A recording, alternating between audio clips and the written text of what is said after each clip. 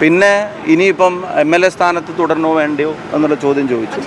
കോൺഗ്രസ് എടുക്കേണ്ട എനിക്ക് പരാതികളായിട്ട് അല്ല, ഞാൻ പറഞ്ഞല്ലോ, പരാതികളായി ഇങ്ങനൊരു ക്രിമിനൽ ഒഫൻസീവ് സ്വഭാവമുള്ള പരാതികളായി രേഖാമൂലം KPCക്കോ ഞങ്ങൾക്കോ അത്തരത്തിലൊരു പർട്ടിക്കുലർ സ്പെസിഫിക് ആയിട്ടുള്ള പരാതികൾ ആയിട്ട് കംപ്ലൈൻ്റ് ആയിട്ട് അത്തരം കാര്യങ്ങൾ ഉയർത്തപ്പെട്ടിരുന്നില്ല. ഇനി എന്താണെങ്കിലും ഞാൻ ഒരു കാര്യം പറയാം, ഇങ്ങനെയൊന്നുമുള്ള നടപടികൾ ഇത്തരം കാര്യങ്ങളിൽ മറ്റൊരു രാഷ്ട്രീയ പ്രസ്ഥാനവും എടുത്തിട്ടില്ല. Congress as A political organisation എടുക്കാൻ കഴിയാവുന്നതിൻ്റെ എല്ലാ നടപടികളും ഇക്കാര്യത്തിൽ എടുത്തു കഴിഞ്ഞു.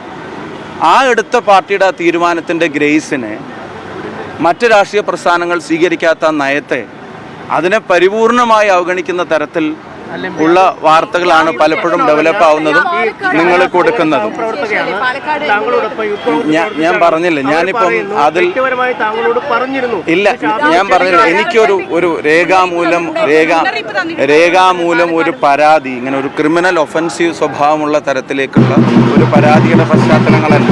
എന്താണെങ്കിലും പാർട്ടി അതിശക്തമായിട്ടുള്ള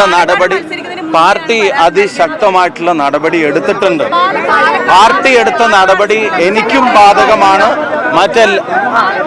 പാർട്ടി എടുത്ത നടപടി എല്ലാവർക്കും ഒരുപോലെ അത് അതിൽ നിന്ന് ഐസൊലേറ്റ് ചെയ്തിട്ടുള്ള ഒരു എക്സിസ്റ്റൻസ്, പാർട്ടി നടപടിയും പാർട്ടി തീരുമാനത്തിൽ നിന്നും ഐസൊലേറ്റ് ചെയ്തിട്ടുള്ള ഒരു എക്സിസ്റ്റൻസ് ഇക്കാര്യത്തിലില്ല. പൂർണ്ണമായും പാർട്ടി നടപടിക്കൊപ്പം.